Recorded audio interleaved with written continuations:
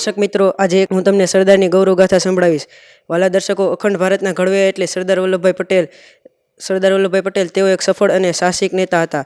તેઓ સફળ નેતા કોણ? સફળ નેતા એટલે જે નાનામાં નાના માણસની સંભાળ લે। સફળ નેતા એટલે કોણ? સફળ નેતા એટલે જે મહાન પદે બિરાજમાન હોવા છતાં નિરાભિમાની હોય। સફળ નેતા એટલે સરદાર વલ્લભભાઈ પટેલ।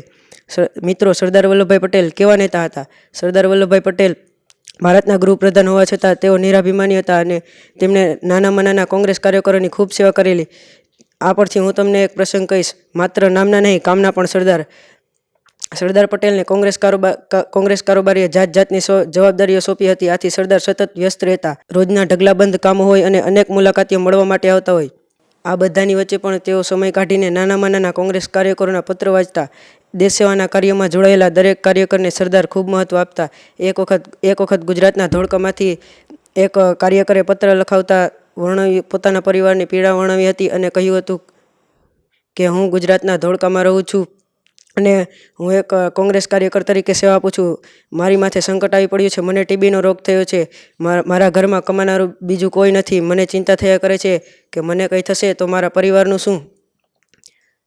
ત્યારે સરદારે પત્ર વાંચીને તુરત જ ગુજરાતના લાલાભાઈ નામના સ્થાનિક કાર્યકર પર પત્ર લખાવીને કહેવડાવ્યું કે તે ભાઈને કહો કે તે બીજી કોઈ ચિંતા ન કરે અને